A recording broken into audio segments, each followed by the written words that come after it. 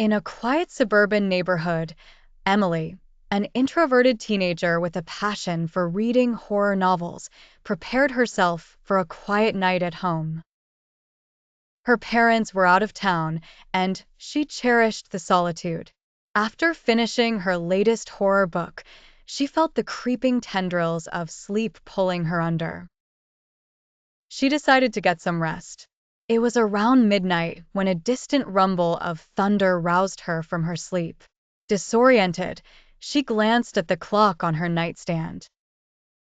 The red numbers glowed 12:03 a.m. in the dark. She brushed off the unease and turned over to get comfortable.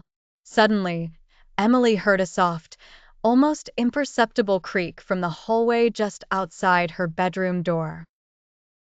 She stiffened, her heart pounding in her chest. Straining her ears, she tried to convince herself it was just the house settling. But then she heard it again, closer this time. A shiver ran down her spine. She steeled herself and whispered, "Who's there?" Silence answered her call. For a few minutes, she remained frozen, listening intently. Gathering enough courage, she quietly lifted herself from the bed and tiptoed to the door. As she pressed her ear against it, she heard slow, deliberate breathing on the other side. Panic surged through her veins.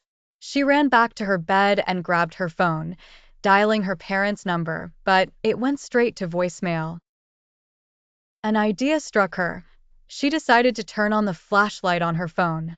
Hands trembling, she flicked the switch, casting stark shadows across her room and illuminating the door. Minutes that felt like hours trickled by, but nothing happened.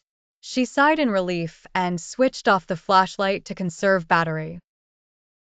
Feeling slightly foolish and immensely drained, Emily finally drifted back to sleep. The next morning, sunlight streamed through her curtains. She stretched and yawned, rubbing the remnants of sleep from her eyes. That's when she noticed it. The other side of her bed, which she was sure had been empty, bore the unmistakable impression of a body. It was as though someone had lain next to her while she slept.